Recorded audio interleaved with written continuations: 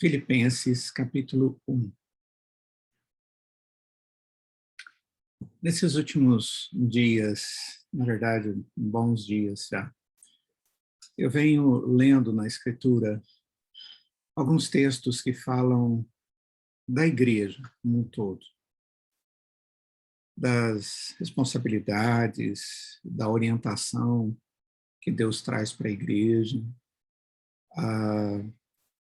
aquelas palavras de motivação que muitas vezes nós encontramos também direcionadas à igreja, ou palavras de advertência. E eu confesso que eu tenho lido tudo isso pensando na mensagem do próximo domingo, que vamos estar começando um novo momento na igreja, da nova sede, mas que eu espero ser muito mais do que simplesmente uma nova sede.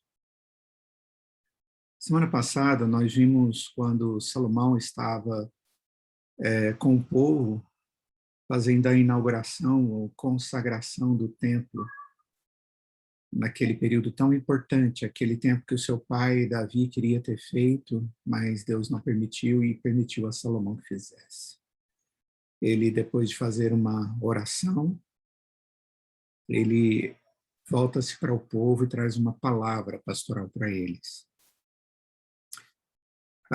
Eu encontro, por exemplo, uma palavra pastoral muito motivadora quando Paulo escreve aos Tessalonicenses, na sua primeira carta, quando ele fala da grande alegria que ele tem no coração de ver os fundamentos, a base daquela igreja, o amor, a fé e a esperança. Nós podemos ver coisa semelhante no começo da igreja primitiva, em Atos capítulo 2, quando nós encontramos Deus com sua graça, permitindo que a igreja, naquele grande avivamento inicial, crescesse. E a Escritura diz que acrescentava-lhes Deus dia a dia os que iam sendo salvos.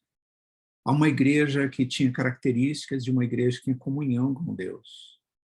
E essa comunhão com Deus, ela era demonstrada de maneira muito clara através da relação que a igreja tinha uns com os outros. Eu me refiro aos membros, porque na igreja somos nós, e não a propriedade ou o local onde nos reunimos. O texto de Filipenses, capítulo 1, nós encontramos Paulo tendo uma palavra também introdutória de alegria por conhecer a igreja e por saber o que Deus estava fazendo ali para com aqueles irmãos. E no verso de número 3, ele diz assim: dou graças a meu Deus por tudo o que recordo de vós, fazendo sempre com alegria súplicas por todos vós em todas as minhas orações, pela vossa cooperação no Evangelho desde o primeiro dia até agora. Estou plenamente certo de que aquele que começou boa obra em vós há de completá-la até o dia de Cristo Jesus. Aliás, é justo que eu assim pense de todos vós, porque vos trago no coração, seja nas minhas algemas, seja na defesa e confirmação do Evangelho, pois todos sois participantes da graça comigo. Pois minha testemunha é Deus, a saudade que tenho de todos vós na terna misericórdia de Cristo Jesus. E também faço esta oração: que o vosso amor aumente mais e mais, em pleno conhecimento e toda percepção, para aprovardes as coisas excelentes e serdes sinceros e inculpáveis para o dia de Cristo, cheios do fruto de justiça, o qual é mediante Jesus Cristo para a glória e louvor de Deus. Vamos meditar nesse texto e antes vamos orar. Senhor, nós somos gratos, Pai, porque somos, pela Tua graça, salvos e podemos ouvir essas palavras do apóstolo Paulo, que diz que aqueles irmãos experimentavam da mesma graça que ele, através do seu amor demonstrado em Cristo Jesus. Ó Deus, o Senhor é o motivo da nossa fé, da nossa esperança, é o Deus da nossa salvação. E nós desejamos, ó Pai, viver como igreja saudável, igreja, Pai, que vive para te bendizer, para te glorificar. e sabemos que só poderemos ser esta igreja se o Senhor continuar a nos habilitar para vivermos assim. Nós já agradecemos porque o Senhor tem nos dado prova muito claras do seu amor para com a igreja nossa, a igreja local. E o nosso desejo é que o Senhor continue a tua obra em nós e esteja, Pai, fazendo até que Cristo volte. E que isso ocorra para a glória do nome santo do Senhor. Em nome de Jesus. Amém. Todos esses textos que eu havia mencionado para vocês antes, eu já tinha tido a oportunidade de expor, como esse também de Filipenses. Mas eu gostaria de pensar com vocês com essa iminência de um começo, de um algo a mais que Deus está nos dando e que acaba gerando muitas motivações e muitas possibilidades ainda maiores do serviço cristão, como igreja local. E eu creio que Paulo está falando aqui de uma igreja que tem características que ele chama de características que dá a ele alegria ao ponto dele querer agradecer a Deus por aquilo que ele via na igreja. Eu fico pensando, será que essa igreja não tinha problemas? Na medida em que a gente vai olhando para a carta de Filipenses, apesar dela ser caracterizada, e a palavra que mais aparece é a expressão charis, graça, alegria, que está ligado à graça. Era uma igreja que tinha alguns problemas. Por exemplo, ele vai pedir no capítulo 4 para que as irmãs estivessem pensando de maneira concorde e que elas não estivessem tendo contendas através de intenções pessoais e coisas dessa natureza. Então, não era uma igreja perfeita, porque ela não existe. Ela só existirá na presença do Senhor eternamente. Ela é uma igreja formada por pessoas que somos como nós, são como nós, e que precisam da graça de Deus continuamente sendo aquela que a molda, qualifica e a usa segundo o seu propósito. Mas olhando para a igreja, no verso 3, ele diz, eu dou graças a meu Deus por vocês. No verso 4, ele diz, fazendo sempre com alegria minhas súplicas e orações. E eu posso pastoralmente dizer, sem sombra de dúvida, irmãos, que eu tenho tido muita alegria, muita satisfação em viver no meio dos irmãos, em ver a bondade de Deus sendo demonstrada no nosso meio. A graça dele, salvadora, tem sido manifesta na vida de algumas pessoas no nosso meio. A palavra do Senhor tem falado ao coração das pessoas ao ponto delas depois procurarem para compartilhar sua alegria ou, às vezes, os desafios e demonstrar as suas necessidades de mudança. Pastoralmente, isso tudo é muito bom. E eu confesso que traz um motivo muito, muito grande de alegria. Mas Paulo traz aqui no texto algumas coisas que ele via naquela igreja e que nós precisamos buscar no Senhor essa convivência, essa realidade dentro de nós. E uma delas é aquilo que ele chama de cooperação no Evangelho. Essa palavra cooperação, traduzida aqui no texto, ela é a palavra koinonia, que dá a ideia de uma união de serviço, aqui no texto. Uma comunhão ou uma participação na realidade do corpo de Cristo. Comunhão é muito mais do que eu estar num lugar com alguém, participando de um evento. Comunhão, ela demanda um esforço mútuo. Por isso que a linguagem de mutualidade é muito comum nas Sagradas Escrituras, tipo amar um ao outro, servir um ao outro, pastorear um ao outro, orar um pelo outro. Coisas dessa natureza são sempre solicitadas do povo de Deus. Contudo, estas coisas elas ocorrem por causa da presença do Senhor. Ele agiu assim a nosso favor e ele acaba gerando isso em nós. E é muito interessante porque nem todos nós temos muitas motivações pessoais ou disposição pessoal ou ausência de timidez para viver em grupo de maneira bem participativa. Mas quando nós estamos dentro do grupo chamado igreja, essas barreiras elas vão sendo quebradas. E sem sombra de dúvida, essa é uma ação do Espírito de Deus no nosso meio. Para que nós possamos ser aquilo que Deus nos faz ser, membros de um corpo complexo, onde cada membro tem a sua função e coopera para que o corpo, de uma forma geral, funcione adequadamente. Essa é a ideia de cooperação, através da convivência, da koinonia, que Paulo está falando aqui no texto. Estas coisas, elas precisam acontecer, mas nós muito bem sabemos que elas acontecem, primeiro, pela ação do Espírito, como acabei de falar, mas ela acontece também pela disposição que nós, a partir da ação do Espírito em nós, começamos a usar e fazermos alargar para que possamos servir uns aos outros. E eu confesso que uma das grandes expectativas que eu tenho é que a igreja cresça nisso. Que ela cresça na comunhão, na koinonia, não uma comunhão de presença, mas uma comunhão de investimento, um na vida do outro, ao ponto de sermos instrumentos nas mãos do Senhor para abençoarmos uns aos outros. Quando isso acontece, nós vamos ter uma unidade. Unidade essa que Paulo vai falar aí logo à frente, onde ele fala da igreja tendo o mesmo sentimento, o mesmo amor, a mesma disposição, o mesmo Deus.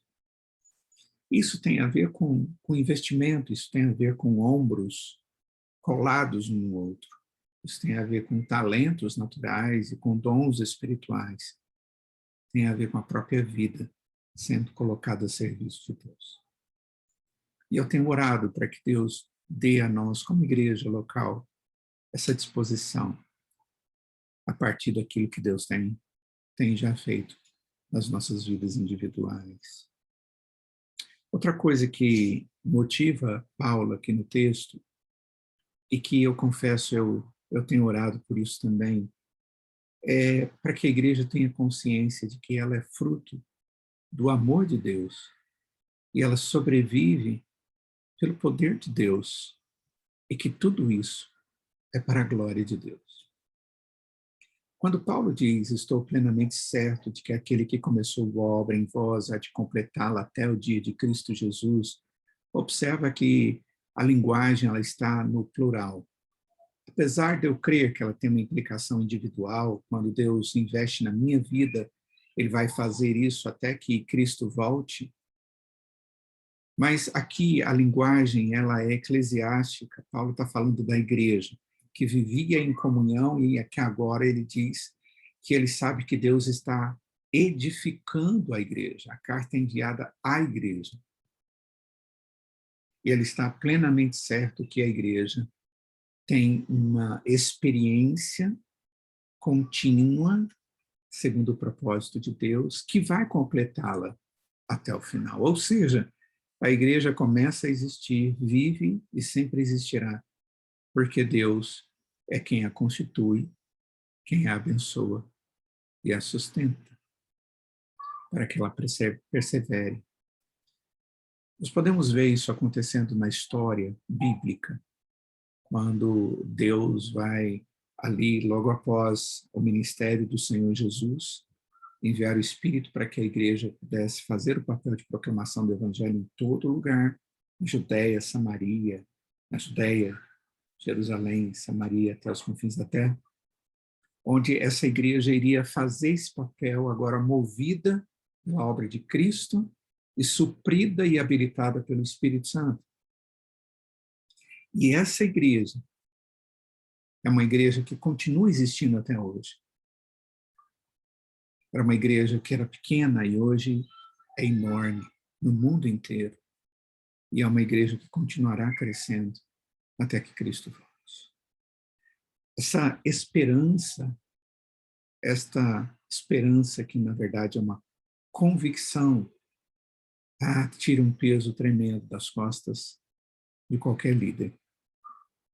A igreja não depende de líder. Ela não existe por causa de um líder ou de alguns líderes, ou um conjunto de líderes. A igreja existe na força, no poder, na graça e no propósito que Deus tem para ela. Quando Paulo diz, eu estou plenamente certo, ele não está plenamente certo de que Paulo é o sustento daquela igreja, por ter sido ele aquele que já passou por lá e pregou o evangelho para eles. Mas ele está certo de que Deus vai sustentar aquela igreja e vai conduzir aquela igreja até o cumprimento dos propósitos que ele tem para aquela igreja. Então, a igreja ela precisa entender que ela é discípula de Cristo e ela depende de Deus para existir e para continuar fazendo o papel dela. E que ela, em momento algum, coloque a sua esperança além da pessoa de Deus, do Pai, do Filho e do Espírito Santo. Nós somos uma igreja instituída por Deus, para Ele, segundo a graça dele. E nós temos essa convicção, como diz o apóstolo Paulo, estou plenamente certo que aquele que começou a boa obra em vós, é Ele quem vai completar. Uma coisa que alegra muito o coração da gente, como membros do corpo de Cristo, é de ver confirmações que Deus traz, pontuais, e não são poucas, de que o trabalho é dele, e é por isso que o trabalho tem tudo aquilo que ele necessita, seja qual área for, como, por exemplo, essa área material, né, que a gente está construindo. Deus conduz tudo, conduziu tudo e continua conduzindo tudo. E a única coisa que a gente tem que fazer é perceber tudo isso e dizer, Senhor, obrigado. Nós estamos caminhando porque o Senhor está nos conduzindo. Louvado, bendito seja o Senhor. Nós não somos uma igreja de pessimistas que olha para as dificuldades e dizemos não damos conta. Mas também não somos aqueles otimistas exagerados que dizemos nós vamos dar conta porque nós somos fortes. Mas nós somos cristãos realistas que dizem, se Deus quiser, nós faremos, para a glória dele. E essa é uma situação que nos leva a glorificar a Deus e ter paz no coração. No verso de número 7, Paulo diz que ele tem por justo sentir isto a respeito dos irmãos, porque ele diz, eu os tenho no coração, pois todos vós sois participantes comigo da mesma graça. E isso é maravilhoso demais. Uma coisa mais que a gente percebe aqui no texto é que Paulo faz na sua oração uma solicitação ao Senhor. A solicitação é que o vosso amor aumente. Depois ele diz, no verso 10, para concordarem com as coisas boas, para viverem como sinceros e inculpáveis cristãos e para produzirem um fruto que glorifica a Deus, que é o fruto de justiça. Esse glorifica a Deus. Irmãos, essa deve ser a nossa oração também, pela igreja, para que Deus nos faça aumentar no amor para com Deus e de uns para com os outros. E se a gente ficar pensando o que significa o amor e toda a abrangência do significado do amor na Escritura relacionado a Deus e à igreja que vive o amor que aprendeu com o Senhor, nós vamos ver que é um amor que se compromete, que não se limita a alguns momentos de sentimento, mas é alguma coisa que investe no outro porque ele é para a edificação do outro. Ele não é egoísta, ele é altruísta. Ele é um amor que olha para o outro com o olhar da misericórdia quando há necessidade. É aquele amor que olha para o outro sempre entendendo que com ele eu estou caminhando pela graça de Deus.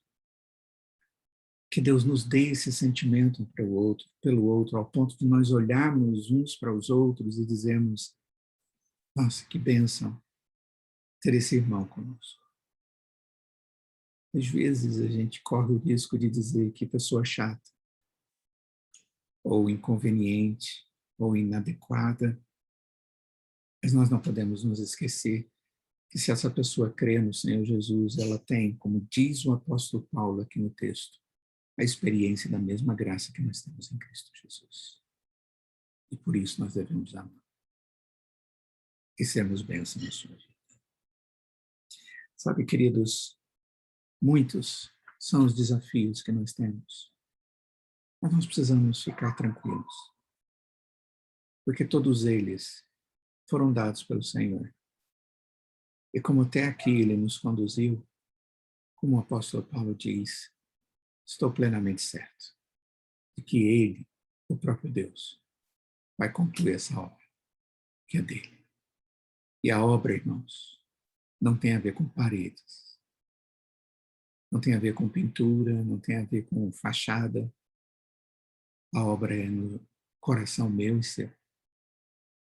E essa obra é feita também no nosso meio, quando Deus derrama a sua graça sobre a sua igreja, para que ela seja um instrumento de bênção nas suas mãos.